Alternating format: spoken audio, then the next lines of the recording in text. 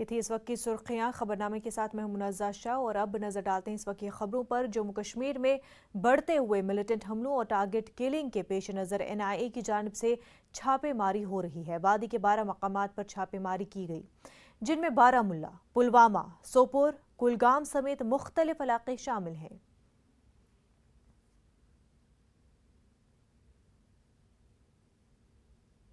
श्रीनगर से हमारे नुमाइंदे शबीर अहमद इस वक्त हमारे साथ जुड़ चुके हैं। शबीर, 12 मकामात पर छापेमारी हुई है, इस हवाले से तफसीलात बताएं।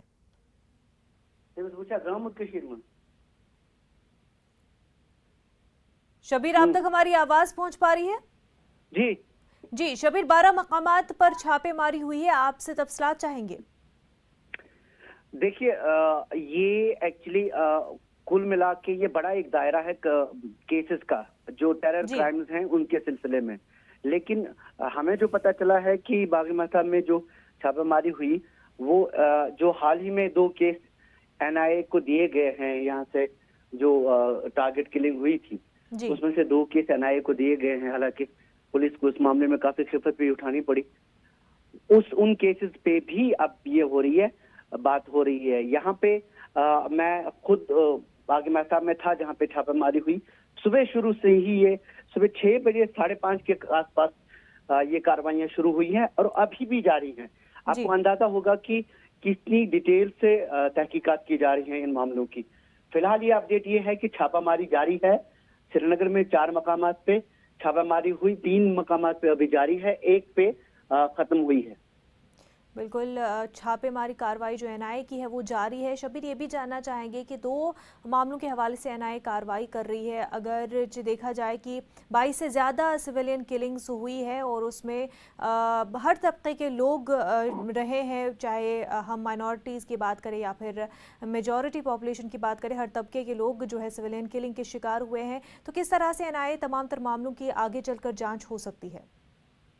देखिए, ये जो जांच हो रही है NIA की, ये सिर्फ टारगेट किलिंग्स को जिसमें ML बिंद्रू और श्रीनगर में जो दो केस हुए थे, उनकी जांच NIA कर रही है, बाकी पुलिस कर रही है।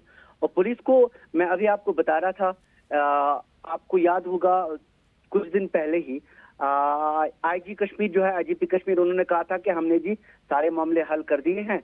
उसके बाद शाम में किलिंग हो गई ईदगाह में। जी उसके बाद से उनको काफी इस पे उनकी खिंचाई हो गई एडमिनिस्ट्रेशन में, और खिफत भी उठानी पड़ी पुलिस को कि इनका ये तरीका रहता है कि आप सीधे तौर पे कोई अगर केस होता है तो किसी एनकाउंटर में मिलिटेंट मारा गया तो उसके सर सब थोपा जाता है, पुरानी कार्रवाइयां जो भी।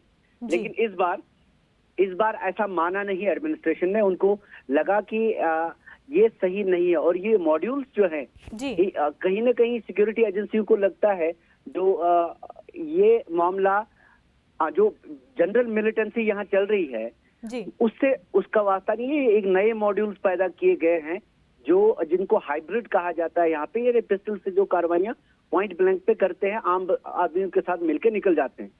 तो इसकी अब NIA को इसलिए दी गई है कि NIA में अगर आपको याद होगा कि यहाँ जम्मू कश्मीर में आज जो NIA की जो टीमें हैं उनमें जम्मू कश्मीर में काम कर चुके काफी अफसरान मौजूद हैं। तो इनको लगा कि ये जो श्रीनगर के केस हैं इनकी इन्वेस्टिगेशन होनी चाहिए NIA के थ्रू, तो NIA के उनको दे दिया है। जो कुलगाम में केस हुए, जो गैर मकामी बाशिंदे थे, उनका केस पुलिस के हाथ में ही अभी है। तो NIA, जाहिर सी बात है, इनका दायरा बड़ा रहता है और इनकी एक अलग प्रोफेशनल लेवल होती है तहकीकात करने की। तो मुझे लगता है कि आगे आने वाले कई दिनों तक ये छापामारी जारी रहेगी। शबीर, जांच एजेंसियां जो ये अभी माहौल बना हुआ है उसको किस तरह से देखती हैं? क्योंकि ये जो जिस तरह से आपने भी कहा कि हाइब्रिड ऑर्गेनाइजेशन सामने आ रही हैं जो इस तरह के टारगेट किलिंग का रिस्पॉन्सिबिलिटी ले रही हैं, तो एक नया पैटर्न जो देख रहे हैं उसको कैसे समझा जा रहा है अभी के सिनेरियो में? देखिए,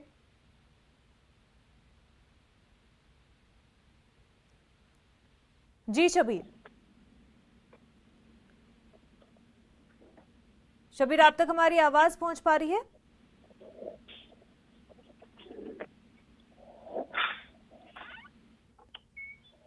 शबीर, आप तक हमारी आवाज पहुंच पा रही है? हमारा राब्ता शब्बीर से मुनक़ता हो गया है, उनसे दोबारा राब्ता बनाने की कोशिश ज़रूर करेंगे। इस वक्त आगे बढ़ते हैं। जम्मू कश्मीर के ज़िला पुंछ में